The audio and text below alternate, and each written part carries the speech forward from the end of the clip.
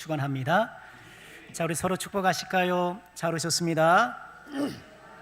잘 오셨습니다. 네, 잘 오셨습니다. 잘 오셨습니다. 네, 잘 오셨습니다. 예수님의 산상수훈으로 다시 돌아왔습니다. 마태복음에서 예수님의 산상수훈은 5장부터 7장에 걸쳐 수록되어 있는데요. 예수님의 제자는 어떤 사람이 되어야 하는가, 또 어떤 삶을 살아야 하는가, 산상수훈은 우리에게 교훈해 줍니다. 팔복의 말씀으로 시작하죠. 심령이 가난한 자는 복이 있다 하면서 어떤 심성으로 살아야 할 것인가 말씀하셨고, 또 너희는 세상의 소금이요 빛이라 하시면서 세상을 밝히고 정화시키는 삶을 살 것을 말씀하셨고요. 또 우리가 지난 시간까지 집중적으로 살펴본 것은 예수님이 구약 율법을 폐하러 오신 것 아니냐라는 그런 오해를 일축하시면서 오히려 율법을 완전케 하신 6가지 사례를 살펴보았는데요. 살인하지 말라는 말씀을 어떻게 완전케 하셨나요? 다만 물리적 살인뿐만 아니라 형제에게 분노하는 것, 미련한 놈이라고 언어폭력을 행하는 것, 이것까지도 살인의 범주에 포함시키셔서 철저하게 하나님의 말씀을 지킬 것을 촉구하셨지요. 두 번째로 간음하지 말라는 말씀도 다만 육체적 간음뿐만 아니라 마음의 간음으로 확대하셔서 우리의 마음과 육신이 정결할 걸 말씀하셨고, 세 번째는 이혼증서 규례였죠. 이 이혼증서 규례를 빌미로 여성을 함부로 버리는 행태를 질책해 가시면서 간음 후에는 결코 아내를 버려서는 안 된다 하시면서 여성을 보호하시고 가정과 결혼의 신성함을 드러내셨죠. 네 번째로는 맹세에 대해 말씀하시면서 그리스도인의 언어 생활은 옳은 것은 옳다, 아닌 것은 아니다 하면서 이게 진솔하고 명징한 언어를 사용해라 이렇게 말씀을 하셨고, 다섯 번째로는 눈은 눈으로 이는 이로 이 동해복수법을 말씀하시면서 그리스도인들은 이처럼 속옷을 취하려는 자에게 겉옷을, 억지로 오리를 가게 하는 자에게는 심리를 가져는 관대함을 가지라 말씀을 하셨어요. 그리고 마지막으로 이웃은 사랑하고 원수를 미워하라는 이 잘못된 가르침을 바로잡으셨죠. 하나님께서 악인과 선인에게 햇빛과 비를 주심을 들어 원수도 사랑하고 또 원수를 위해서 기도하는, 그래서 하나님처럼 온전한 사람이 될 것을 촉구하셨어요. 이것이 마태복음 5장 전체의 내용인데요. 마태복음 5장에서의 예수님의 가르침은 두 구절이 핵심이라고 봐요. 첫째 구절은 5장 20절인데요. 내가 너희에게 이르노니 너희 의가 서기관과 바리새인보다 더 낫지 못하면 결코 천국에 들어가지 못하리라 이렇게 말씀을 하시면서 이런 그리스도의 제자로서의 인격과 삶이 그저 있으면 좋고 없으면 좀 되고 이게 아니고 구원과 직결된 것으로서 매우 중요한 것으로 말씀을 하신 거예요. 그러니 여러분, 우리가 함께 묵상하는 이 말씀을 아이고 좋은 말씀이네, 아이 그러네, 우리가 이것이 아니라 정말 이것이 천국이 왔다 갔다 할 수도 있는 그런 중대한 말씀이라고 생각을 하고 우리가 이 말씀을 우리의 인격과 삶에 체화시키기 위해서 더 노력해야 하는 것이죠. 또 다른 핵심 구절은 48절로 보이는데요. 그러므로 하늘에 계신 너희 아버지의 온전하심과 같이 너희도 온전하라는 거예요. 그리스도의 제자는 다만 서기관과 바리새인과 비교해서 더 의로운 사람, 그런 것이 아니고 누군가 비교해서 저 사람보다 나아, 이 사람보다 나아, 그런 것이 아니고 그리스도의 제자는 하나님의 온전하심, 아버지의 온전하심이 목표가 되어서 우리가 더 익숙한 표현으로는 예수님 닮은 삶, 그것이 우리의 목적이 되어야 된다는 거예요. 아이고 그러니까 내가 저 권사보단 낫지, 아이고 내가 저 집사보단 낫지, 그런 거로 안도할 것이 아니라 주님을 나의 목표 삼아 주님께 가까이 주님을 닮은 사람이 되기를 소망해야 한다는 것입니다. 자, 이제 우리가 읽은 6장에서 예수님의 말씀이 계속되는데요, 앞서 5장이 금방 말씀드린 것처럼 율법을 완전하게 하는 6가지 사례를 통해서 인간관계 속에서 어떻게 내가 더 의롭고 온전한 사람이 될 수 있을까, 그런 말씀이었다면 6장은 하나님과의 관계에서 어떻게 더 의롭고 온전한 사람이 될 수 있을까, 그것에 대해 말씀하고 계셔요. 우리가 읽은 것처럼요, 특별히 예수님은 당대 유대인들의 대표적인 경건활동 3가지를 사례로 드셔요. 구제, 기도, 금식. 이 3가지의 사례를 드셔서, 여러분, 이 3가지가 하나님과 관계 맺는 방법이잖아요.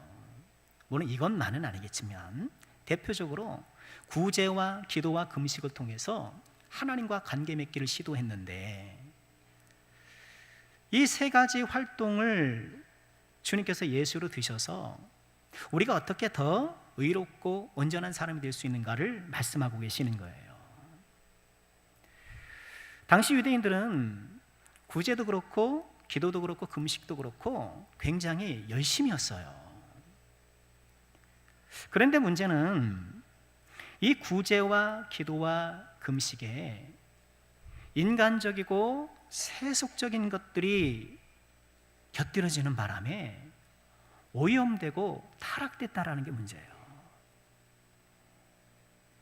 지금 예수님께서는 이 구제나 기도나 금식 자체가 잘못됐다고 말씀하는 것이 아니라, 그 자체는 훌륭한데 거기에 가라지가 덧부러졌다는 거예요. 오염되고 타락됐다라는 거예요. 이런 구제와 기도와 금식에 덧칠해진 인간적이고 세속적인 것들을 걷어내고 순결한 구제가 되고 순결한 기도가 되고 순결한 금식이 되어야 된다라고 말씀하고 계시는 거예요.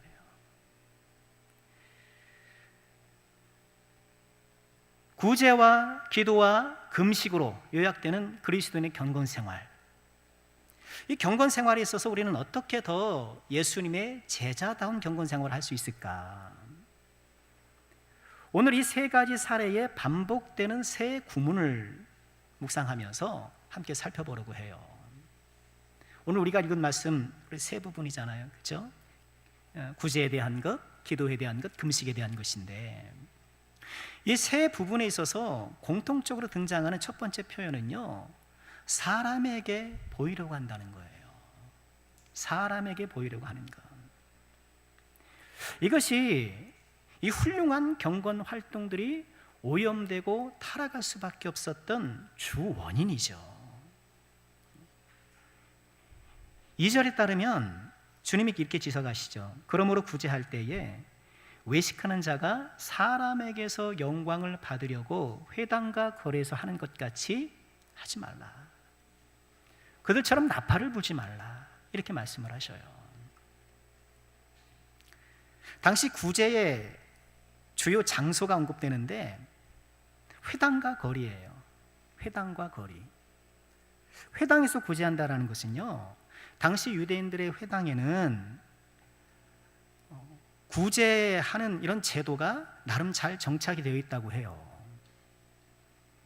가난한 사람들을 돕고 또 과부와 고아처럼 소외된 계층을 금전적으로 지원하고, 지역사회 회당이 그 일을 나름 잘 감당했다고 해요.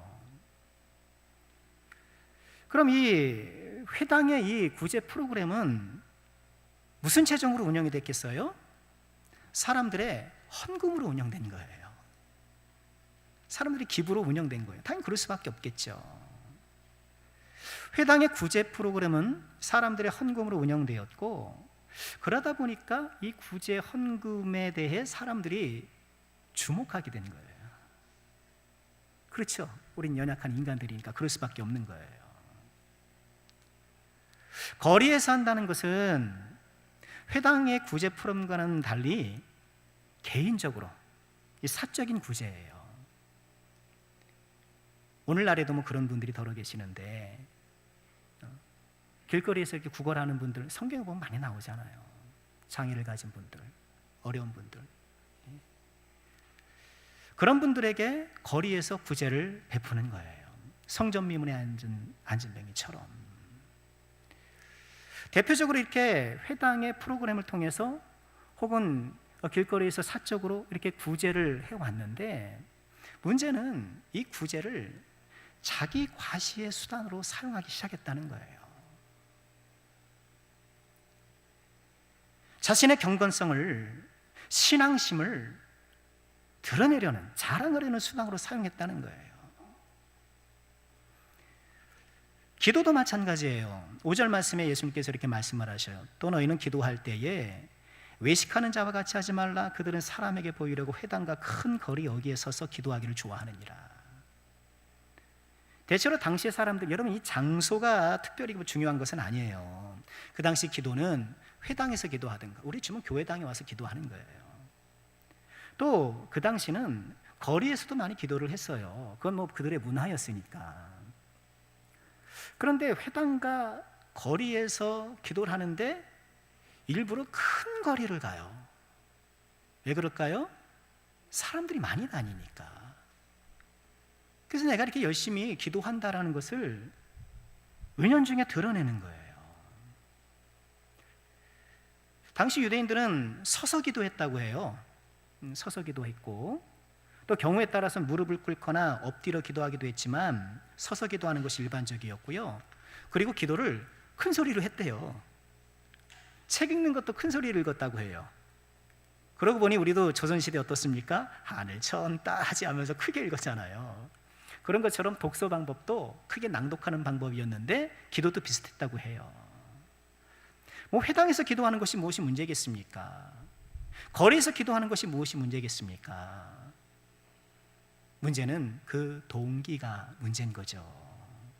사람에게 보이려고 하는 거예요. 금식도 마찬가지예요. 16절을 보니까 금식할 때 너희는 외식하는 자들과 같이 슬픈 기색을 보이지 말라. 그들은 금식하는 것을 사람에게 보이려고 얼굴을 흉하게 하느니라. 여러분, 좀 전에 기도를 언급했는데 금식을 따로 이렇게 말씀하신단 말이에요.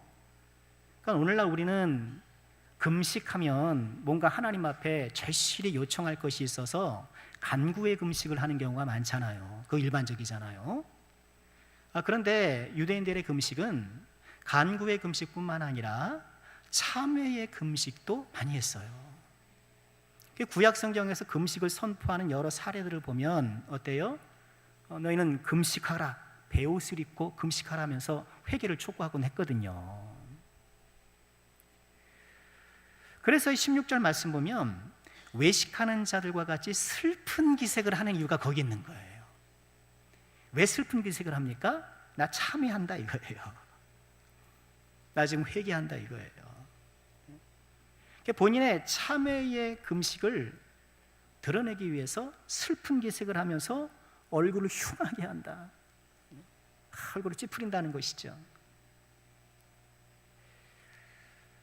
기도하는 것도, 또 금식하는 것도, 그리고 구제하는 것도 참 훌륭하고 아름다운 일임에 틀림없는데 여기에 자꾸 덧칠해지는 게 있는 거예요. 어떤 덧칠입니까? 사람에게 보이려고 하는 것. 여러분, 저와 여러분들이 정말 우리 모두가 조심해야 될 부분이 아닐 수 없는 거예요. 다른 사람에게 은근히 드러내고 싶은 욕망이 우리에게 다 있잖아요. 가장 조심해야 될 게 저더라고요. 강단에서 이렇게 설교하면서 믿음이 충만한 척, 사랑이 충만한 척 하기 쉬운 게 목사더라고요. 주님은 이처럼 사람에게 보이려는 목적으로 구제, 기도, 금식을 행하는 것을 외식이라고 말씀하셔요. 외식하는 자, 연극 배우라는 뜻이잖아요. 여러분, 연극을 해보셨나요?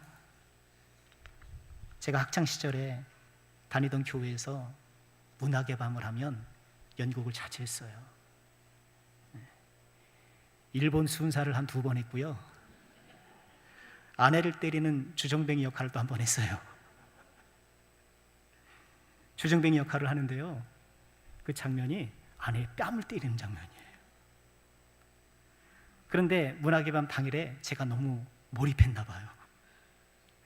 때렸는데 너무 세게 때린 거예요. 후배 여학생 얼굴에 손자국이 난 거예요. 지금도 그 친구 보면 미안해서 그때 생각이 떠올라서, 일본 순사가 돼서요, 다 주기철 목사님을 제가 고민했습니다. 물고문하고 인두를 지지고 그랬어요. 나카무라 순사였습니다. 배우는 뭔가요? 실제 그 사람이 아닌데 그 사람인 것처럼 흉내내는 거잖아요. 제가 순사는 아닌데, 그죠? 얌생이 코수염 딱 달고 야 이러면서 일본 순사처럼 구는 거 아닙니까? 외식이 그런 거예요. 실제로 그렇진 않은데 자신을 경건한 사람 캐릭터로 연기하는 거예요. 주님은 우리의 사람에게 보이려고 하는 이런 헛된 욕망을 그렇게 규정하시고 우리에게 주의를 당부하시는 거예요. 문제는 실제 연극 배우는 자신이 연기한다라는 걸 알아요. 그렇죠. 그러나 성경에 말하는 이 외식하는 자는요, 자신이 외식하고 있다는 사실을 모르는 경우가 많다는 거예요. 내가 지금 연극하고 있다는 것을 본인이 몰라요. 왜냐하면 이런 구제나 기도나 금식에 얼마간의 진심이 섞여 있기 때문에 그래요. 여러분, 구제하는데 처음부터 끝까지 100% 자기 자랑만 하려고 구제하는 사람이 있겠습니까? 구제를 결심했을 땐 가난하고 힘든 사람에 대한 긍휼의 마음이 어느 정도 있게 마련인 거예요. 기도할 때 나는 처음부터 그냥 100% 나는 기도를 자랑하기 위해서만 하는 사람이 있을까요? 필요에 따라서 기도하고 하나님 앞에 나가고 싶고 그런 얼마간의 진심의 마음이 있단 말이에요. 금식도 마찬가지. 그래서 스스로 속는 거예요. 주님은 구제나 기도나 금식이나 기타 오늘 우리가 현대적인 여러 경건 활동이 있잖아요. 이 경건 활동에 진심이 없다고 말씀하시는 것이 아니라 그 진심이 자기 과시 욕심에 의해 오염되고 타락되는 걸 지적하시는 거예요. 우리가 이것을 조심해야 돼요. 우리는 나도 모르게 이렇게 내가 경건 활동을 통해서 뭐 구제해서 남을 돕기도 하고 또 뭐 칭찬도 받고 그러면 좋은 게 좋은 거 아니냐 뭐 그렇게 생각하기 쉬운데 주님은 그렇게 보지 않으신다는 거예요. 사람에게 보이려고 구제연금했다가 패가망신한 사람 있잖아요. 사도행전 5장에 아나니아와 삽비라가 그랬잖아요. 예수님이 승천하시고 이제 교회가 태동하면서 초대교회에 어떤 운동이 일어납니까? 물건 통용 운동이 일어나요. 아주 귀한 운동이 일어나는 거예요. 사람들이 자기의 소유를 팔아서 가난한 사람들에게 나눠주는 거예요. 이야, 놀라운 결단 아닙니까? 우리가 요즘 아무리 성령을 충만히 받아도 이건 뭐 흉내내기도 어려울 것 같아요. 우리가 잘 알고 있는 바나바는 어떻게 했습니까? 자기의 밭을 팔아서 그것을 하나님께 드렸어요. 성경에는 나와 있지만 아마도 그런 헌신에 많은 사람들이 또 기뻐하고 또 감동했던 것 같아요. 그것을 보았던 아나니아와 삽비라가 어때요? 그것을 모방했던 거 아닙니까? 자기 밭을 팔아서 하나님 앞에 드리긴 드렸는데 어때요? 일부를 감췄단 말이에요. 일부를 감춘 것이 문제가 아니라 일부를 감춰놓고는 다 드린 것처럼 나의 소유를 다 팔아드린 것처럼 포장했단 말이에요. 베드로 사도가 성령의 조명으로 그것을 캐치했고 이것이 판갓의 전부냐 그랬더니 그렇다고 얘기한 거예요. 일부를 드리면서 전부를 드린 것 마냥 부풀렸던 거예요. 왜? 사람들의 영광을 받으려고. 야, 저 사람 땅 팔아서 헌금했어. 야, 저 사람 집 팔아서 뭐 이렇게 했어. 그런 사람들의 갈채를 드리려고 그렇게 거짓했던 거예요. 이 부부의 결말은 죽음이었죠. 여러분, 그 이야기는 이처럼 외식하는 사람은 다 그렇게 즉사한다면 그게 아니잖아요. 얼마나 하나님께서, 주님께서 이 잘못됐던 길을 싫어하시는가를 여실히 보여주는 것 아닙니까? 오늘 주님의 말씀은 명확해요. 명징합니다. 경건 생활에 있어서, 하나님과의 관계 맺음에 있어서 하나님과 나 사이에 그 누구도 끼어들지 못하게 하는 거예요. 다른 사람이 되었든 나 자신이 되었든. 오늘 이 하나님의 말씀, 주님의 말씀 앞에 저와 여러분들이, 주께서 입술에 파수꾼을 두라고도 말씀하셨는데 우리는 정말 마음에 파수꾼을 두어서, 우리는 언제든지 이런 유혹에 빠질 수 있는 연약한 존재 아닙니까? 성령께서 우리 마음의 연약함을 조명해 주시고 깨닫게 하시고, 이런 마음의 오염으로부터 우리를 지켜주시기를 간구하면서 순결하고 거룩하게 우리의 경건 생활을 지켜나가는, 하나님과의 관계를 아름답게 갖고 나가는 우리가 꼭 돼야 되겠습니다. 오늘 이 세 가지 사례에서 두 번째로 반복되는 표현은 자기 상을 이미 받았다라는 표현이에요.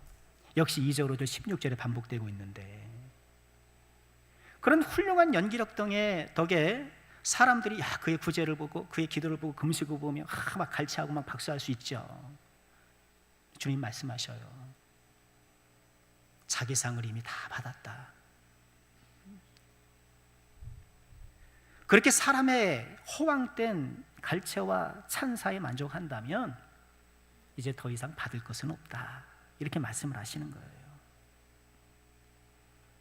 받았다라는 이 말은요, 당시에 영수증 끊어줄 때 썼던 말이래요. 그럼 영수증은 뭡니까? 이제는 다 받았습니다 라는 증거 아닙니까? 더 지불할 것이 없다는 거예요. 더 낼 것이 없다는 거예요. 이렇게 사람에게 보이려는 잘못된 동기에서 믿음 생활할 때에는 사람들의 허황된 칭찬이 그가 받을 전부라고 말씀을 하셔요. 그런데 주님께서는 뭐라고 말씀하시나요? 하늘의 상이 있다고 말씀하셔요. 팔복의 말씀에서도 박해받는 것이 오히려 복이라고 말씀하시면서 5장 11절 12절에 뭐라고 말씀하여? 나로 말미암아 너희를 욕하고 박해하고 거짓으로 너희를 거슬러 모든 악한 말을 할 때는 너희에게 복이 있다. 욕먹는데 복이 되는 거예요. 나로 말미암아 욕먹니? 그거 복이야. 박해받니? 복이야. 기뻐하고 즐거워하라. 하늘에서 너희의 상이 큼이라. 하늘의 상이 있다는 거예요. 주님은 우리가 그것을 바라보길 원하시는 거예요. 이 땅에서 사람들의 찬사나 어떤 사람들의 갈채가 아니라 마침내 저 하늘에서 듣게 될 하나님의 그 아름다운 칭찬, 그 놀라운 칭찬, 그것을 바라보고 믿음 생활하라는 거예요. 마태복음 25장의 달란트 비유에서도 이렇게 칭찬하시잖아요. 우리 같이 읽어볼까요? 21절입니다. 시작. 그 주인이 이르되 잘하였도다 착하고 충성된 종아, 내가 적은 일에 충성하였음에 내가 많은 것을 내게 맡기리니 내 주인의 즐거움에 참여할지어다. 내 주인의 즐거움에 참여하라는 거예요. 이 주인의 즐거움, 장차 하늘에서 주실 그 주인의 즐거움을 바라보지 못하고 사람의 즐거움, 땅의 즐거움, 거기에 붙들리지 않도록, 거기에 현혹되지 않도록 주님은 우리에게 말씀하고 계시는 거예요. 우리는 언제나 장차 주님께서 주실 그 상급만을 바라봐야겠습니다.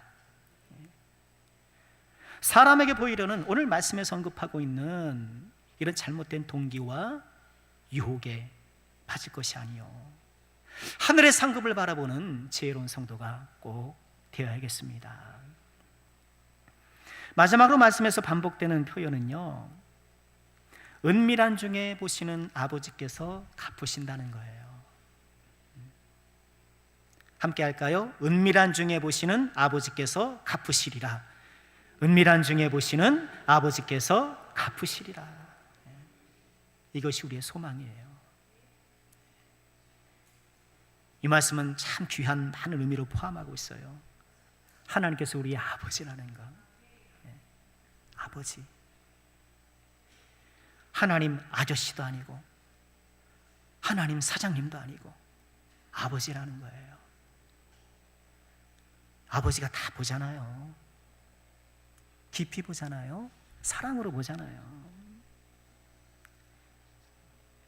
그런데 아버지가 보시되 어떻게 보셔요? 은밀한 중에 보셔요. 그래서 때로는 아버지가 보시는지 안 보시는지 잘 느껴지지 않을 때도 있어요.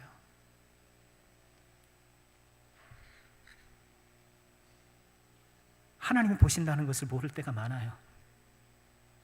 우리 하나님은 계시지 않는 것 같으나 항상 계시고, 듣지 않는 것 같으나 항상 듣고 계시며, 보지 않는 것 같으나 항상 보고 계신 분이세요. 우리 이 사실을 잊지 말아야 돼요. 우리 믿음 생활은 항상 하나님만 바라봐야 돼요. 믿음 생활의 기본 중에 기본이죠. 하나님만 바라보는 것. 사람의 칭찬에 우쭐할 필요도 없고 사람의 조롱과 비난에 위축될 필요도 없어요. 하나님 바라보면 되는 거예요. 여러분, 사람 보고 신앙생활 하지 마셔요. 목사 보고 신앙생활 하지 마십시오. 다 넘어집니다. 뭐 저를 보고 신앙생활 하실 분들은 없겠습니다만 목사 보면 다 넘어집니다. 사람 보면 다 넘어져요. 믿음의 홀로서기가 중요하잖아요. 여러분, 아이들이 성장할 때 어느 적정 시기가 되면 홀로 서야 되잖아요. 첫돌 무렵이 되면 홀로 서야 되잖아요. 진짜 홀로 서야 되잖아요. 더 잘하면 정신적으로 홀로 서야 되고, 더 잘하면 경제적으로도 홀로 서야 되고, 계속 홀로 서야 되는 거 아니에요?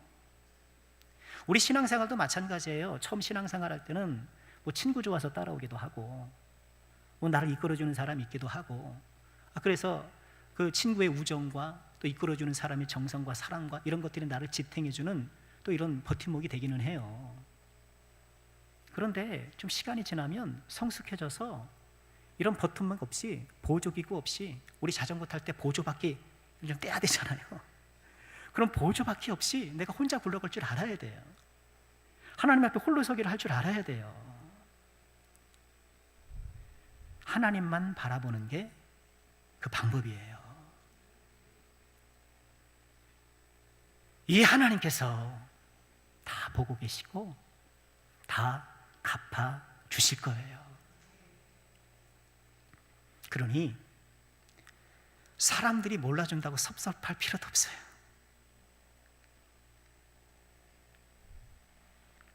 사람들이 몰라준다고 섭섭해하는 마음과 사람에게 보이려고 싶어하는 마음은 사실 같은 마음이에요.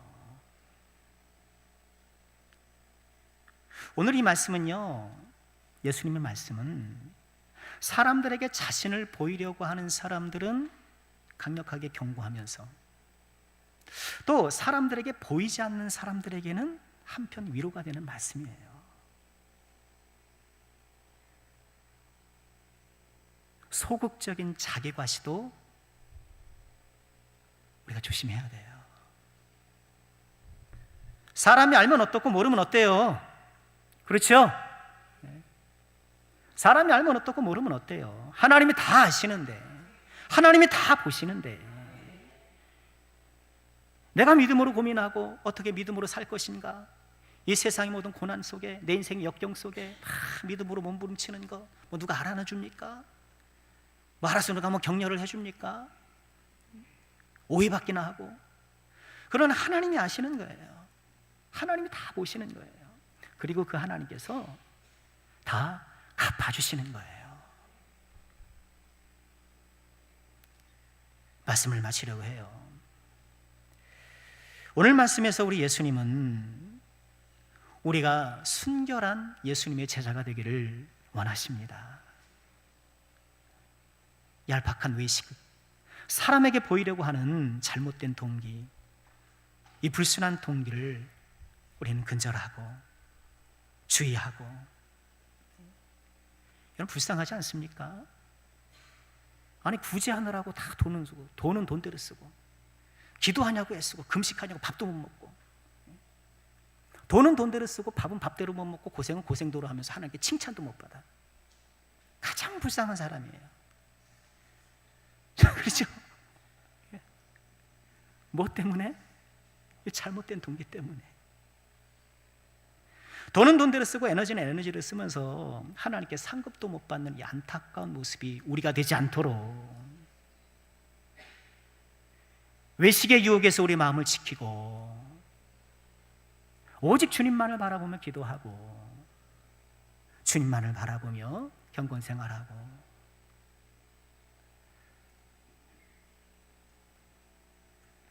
무명의 속상함을 성령의 위로로 보듬어가면서 그리스도의 신실한 제자로 더욱더 빛나고 아름다운 믿음의 여정을 걸어가는 우리 찬양대가 찬양해 준 것처럼 믿음의 순례자로 아름다운 걸음을 내딛는 저와 여러분이 꼭 될 수 있기를 주님의 이름으로 축원합니다.